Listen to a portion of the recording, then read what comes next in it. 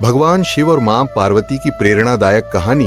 एक बार भगवान शिव और मां पार्वती हरिद्वार में भ्रमण कर रहे थे। मां पार्वती ने देखा कि सहस्त्रों मनुष्य मां गंगा में स्नान कर हर हर गंगे कहते हुए चले आ रहे थे, लेकिन सभी मनुष्य अभी भी पाप परायण लग रहे थे। मां पार्वती भगवान शिव से पूछती है कि प्रभु, क्या अब गंगा समर्थ नहीं रही? प्रभु ने पूछा, पार्वती, तुमने ऐसा सवाल क्यों किया?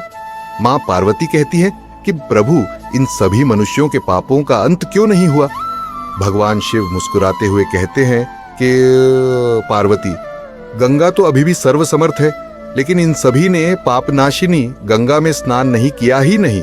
मां पार्वती विस्मित होकर बोली, प्रभु, अभी तो गंगा में स्नान कर इन लोगों के शरीर भी नहीं सूखे, और आप कह रहे हैं कि इन्होंने पापनाशिनी गंगा में स्नान नहीं किया। भगवान शिव ने कहा, पार्वती, मैं कल तुमको इस बात का भेद बताऊंगा। अगले दिन प्रातः बारिश होने लगी और सभी रास्ते पानी और कीचड़ से भर गए। भगवान शिव एक वृद्ध का रूप बनाकर एक गड्ढे में ऐसे बैठ गए कि मानो वह इसमें गिर गए हैं और उनसे वृद्धावस्था के कारण निकला भी नहीं जा रहा। उन्होंने मां पार्वती को समझाया दिया कि तुम गंगा स्नान कर आते सभी मनुष्यों को सुनाकर कहना कि मेरा पति इस गड्ढे में गिर गया है। मेरे पति सर्वथा निष्पाप आत्मा है और कोई निष्पाप पुण्यात्मा है उनको बाहर निकल सकती है। अगर कोई व्यक्ति निष्पाप है तो वही मेरे पति को बाहर निकालने के लिए हाथ लगाएं। लेकिन अगर कोई निष्पाप नहीं हुआ तो उसका शरीर जलकर भस्म हो जाएगा। मां पार्वती अब गड्ढे के पास बैठ गई और सभी को सुनाकर कहने लगी।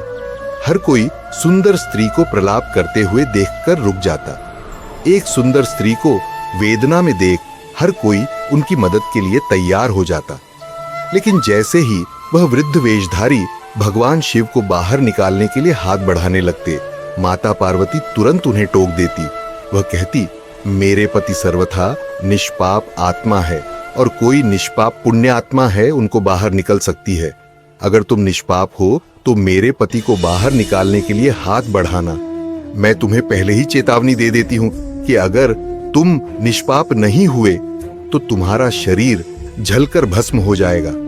इतना सुनते ही हाथ आगे बढ़ाने वाले हाथ पीछे कर लेते, क्योंकि उनको लगता था कि हमने जीवन में कभी ना कभी तो पाप किया ही होगा।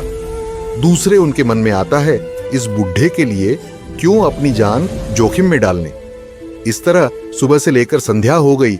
हजारों लोग स्नान कर चले गए, लेकिन किसी ने भी वृद्ध को निकालने की हिम्मत नहीं की।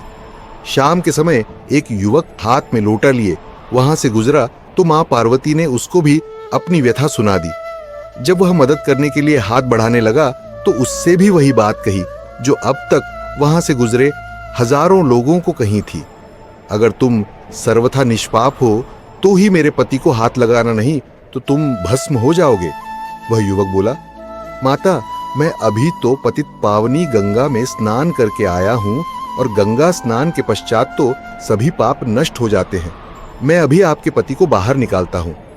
उसने हाथ बढ़ाकर वृद्ध के रूप में भगवान शिव के बाहर निकाल दिया।